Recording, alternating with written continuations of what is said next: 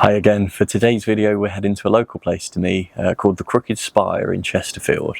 I'm aiming for a dark black and white moody shot, which hopefully I'm going to show on screen to you next.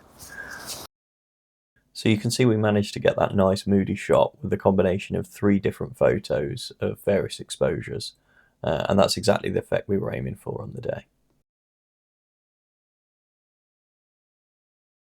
Well, good evening. For this video we're heading for a night shot. There's one specific photo that I'm going to take tonight, and that is the church at Chesterfield, which is famous for its crooked spire. There are a number of stories about why the spire's crooked, some of them quite rude, usually involving the devil. The boring twisting of wood is less interesting, so we won't talk about that. The plan is to ride up to Chesterfield, which is only about 20 or so minutes away, and try and get a black and white picture tonight. It's quite nice to do that every now and then. I rarely shoot black and white, I mean once or twice a year. But I think with a night shot of a long exposure in a city area with all the lighting, it can give a real bold and high contrast feel to the image. So I'm aiming to get a black and white shot, and I probably am going to do slightly long exposure, a few seconds. If there are lots of people around, I might do a lot of seconds, a few tens of seconds, just to blur them out, like we did at the Shambles. But we'll see how busy it is. My intention is just to undersling the camera off the tripod, and by that I mean have the camera between the legs of the tripod close to the floor, so I can do a shot quite low to the ground with the foreground having some of the paths around the church in it, and look up all the way to the top of the spire. In terms of equipment, we have a tripod. We are going to need that tonight. One of the shots will be several seconds of exposure. Both of them might well be. So a tripod or something to lean your camera on is required. We have the Canon R5 as always. I've brought a couple of options in terms of lenses. I've got the 15-35, which I think I'll use, and I've got the 28-70, which I don't think will be adequate today for having the wide range that we'll need to get everything in. The reason for that is we will be quite close to the church, and the field of view will be quite wide. You could certainly do a shot with the 28-70, but the position I want to go to tonight will probably mandate the 15-35. So hopefully you can roughly make out the setup we've got here. I'll pop a torch on just to highlight where we are, so that you'll see the camera's underslung under the tripod, pointing up at the fantastic Crooked Spire. We've had a few people come over to say hello. Everyone's been really nice and friendly. We're going to get set up now and take our shot. So in terms of our camera settings, we used a 17mm focal length, so near the wide end of our 15-35 lens. So there were 3 different pictures taken. Now to get shutter speeds down below ½ a second, you have to switch to mechanical shutter. So we were on mechanical shutter, and subject to detect was set to none. So the fastest shot was taken at 4 seconds exposure, and for that the ISO was up at 400 and the aperture was at 6.3. This is the one that gave us the really bright exposure, and that was partly due to the aperture and partly due to the ISO being where it was. The other 2 pictures, which were the underexposed and correctly exposed, were at 10 seconds with an aperture right up at f22 and an ISO right down at 50 in the extended ISO range. So the 10 seconds gave us the slightly underexposed image and gave us the ability to recover the wall next to the light. Then right down at the bottom we did a 30-second exposure, which gave us the normal exposure. So that should be all the settings you need. Okay, so we're going to combine 3 images today. One that's exposed quite well, one that's overexposed, one that's underexposed. So I'll have the base layer as the reasonably well exposed image. and then I'm going to grab the overexposed, select all, Control A, copy with Control C, and paste it in with Control V, and that gives us a layer. I'll do the same with the underexposed image, and then close down those two originals. Okay, that leaves us with 3 layers in the image. The base layer is the exposed correctly, then bright, then dark. I'll just quickly align those. The first thing I'm going to do is crop the image, and I'm going to crop it where I want the final image to sit. And that is focus on the church, small amount of sky above it. I'll keep this tree in, and a little bit of foreground. Okay, fine with that. So from the overexposed image, I'd like to bring in the grass and possibly around here where the flowers and benches are. This bench for sure, and the path, not the bin. I was going to position in front of the bin, but I like this bench. I think that's nice and adds to the image. So quick selection tool, and just select that large area of the image that we want to keep.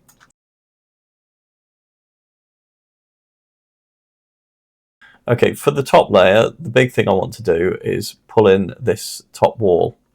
When you reach the value numerically of white, which is, say in an 8-bit number, it would be 255, all the bits would be set to 1. You can't recover detail at that point, it's white. And we have large sections of this that are just white. So I'd like to pull those through. So I'll turn on that top layer, put a mask on so nothing comes through. And then with a brush tool on white, about 400 pixels is fine. Opacity 12% is probably fine as well. We're just going to start pulling back some of these textures from the bricks. I don't want them to be white. Okay, that's good. Happy with that. Okay, so before and after. Okay, that's fine. Quite happy with the framing of this. I'm just going to pull up the details now in the church. So image adjust shadows and highlights, and just make sure we've got something to colorize momentarily. That looks good, and I'll take the highlights down because I don't want to blow out that light too much. Okay, so shadows are up 46%. Highlights are up 46% as well. Okay, I'll duplicate all those layers and then merge them together, and that gives me all my workings underneath, but I'm not using those. I'm only using this top image. Now I'm going to really boost the vibrance and saturation in the image now. Now that might seem a bit of a strange thing to do, but you'll see why when we come to make it black and white. Okay. These shops over here are quite distracting at the moment, and I'm going to start by just toning them down with the burn tool, and I might end up doing something a bit more drastic with those. Okay, that works. I'll do the same over here. I am going to be more aggressive with these ones. These don't help the image. So I'm going to use the clone stamp tool, because I'm going to take a more natural colouring and just clone these out. I could almost brush these out with a black brush. Certainly when I've finished I'd be able to do that. And we're just going to lose this. Right, so as we get near the edge of the church here, I can either clone stamp. In fact, I think I will. I'll clone stamp from up here, and I'll just take this further down. So I could have just tidied this up by using the brush tool directly, but a clone stamp using the same light texture shape is easy to do. Okay, we have some distraction down here with some rubbish and bits and bobs. So while we're clone stamping, we might as well grab a few dark bits over here and just drop them over the top. I'm happy-ish with that. I'm just going to make sure the crooked spire is vertical. That's pretty well as good as it's going to get. So I'm going to ignore the slightly awkward looking angles that we've got throughout the scene, because that is correct. Gonna remove a bit of this bin. I could delete it completely, but I think I'll just darken it down. Okay, so why did we boost the colours? And importantly, why didn't we get rid of that bin? So we will lose this bin a little bit. So I'm just clone stamping down from the door and pulling that further down. Now what I'll do with this light is I'll use the select tool. I'll grab a chunk of the light,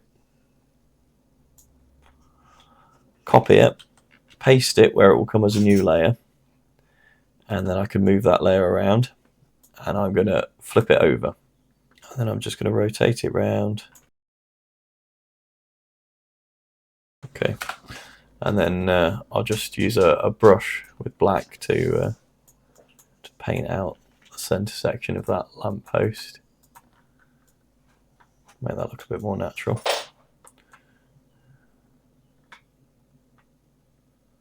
Okay, that's fine. We'll flatten the image now, and now it's time to make it black and white. So image adjustments, black and white, or Control-Shift-Alt-B, and this is where we need to use those colours. So we can use this to brighten or darken specific colours within the image. It's not just a case of it becomes black and white, you change how it behaves. So I'm going to bump the reds up to pull out the detail of the church, and probably the yellows too on the brickwork. Now, so on the brickwork, I don't want to see it. I want them to merge together quite well, so I'm going to increase that up to make it look relatively smooth. The greens of the grass I'd like to bring out a little bit. I tend to pull the sliders all the way up and then all the way down so you can quickly see what you're affecting. And there are a couple of bits on the church, but essentially it's the grass that we're affecting with the green. And I would like that to be brighter. So that's up 146%. Blues and cyans will affect the steeple and a bit of the gutter. So we'll push that up quite high. That's at 207. And the blues as well. So this has a bigger effect on the steeple. Okay, I think I like that. So this is really showing the lead roof off. Magenta shouldn't do very much at all. No, just a few bits and bobs. We'll leave that pretty well alone. Okay, so that's our black and white image. So what I'll do, I'll just undo that, grab it all and copy it, paste it as a new layer, and then I'll reapply our black and white. So if I go back to the black and white tool, it will have kept all our settings. Okay, and that way we can switch between the color image and the black and white image. You can see why we really needed these vibrant colors in the image, so that when we went to change it to black and white, we could choose which ones to pull up and down. So I quite like the framing of this. I am finding this a bit distracting down here. So I'm just going to darken it to start with. So burn tool, quite a big brush. We'll go to around 800 pixels. I'm going to go shadows and 20%. And then I'm just going to tone this down a bit. And then I'll do highlights as well with a smaller brush on the bench. So 77 pixels, highlights. Just drop that down. I don't need a lot of light on this bench. It's not helping the image. So I'm going to go to curves, Control M for curves, and I'm going to bring up the midpoint of the image, and that'll give me a nice boost to the church in frame. That's quite good. So I'd like to lose some of this texturing that I've got on the walls here. I've got plenty of solid lines and clean and crisp parts of the image, but this specific wall is quite bad. So I'm going to go to the blur tool, and I'll go to a couple hundred pixels, darken, and I'll just start pulling out some of these less desirable parts.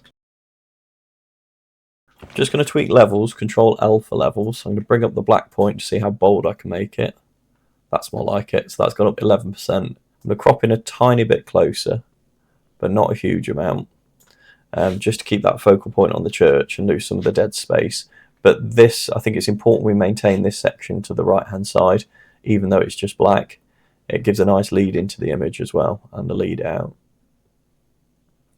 The bench I like as a center point, as a focal point. So I think I like that. Okay, I'm just going to duplicate the layer, and I'm going to see what it would look like if I completely omit this right hand bush. So about 50%, 400 pixels. I'm just going to drop this to pretty well invisible, and see how that affects the image. So before, after. It's not a huge change, and I do prefer it without that distraction, so I'm going to go a little further, just take those out completely. The joy of an image like this where it's so dark over here is that I can just paint with a black brush and clean it up. Okay, happy with that. I think I might darken these bits in between the bench as well. So I'm just going to use the quick selection tool and grab these couple of white lines that we've got here. And then I'll go to my burn tool, highlights, we'll bump that up to 100%. It doesn't really matter what size we're on. Just tone those down a bit, and then mid-tones as well. Okay.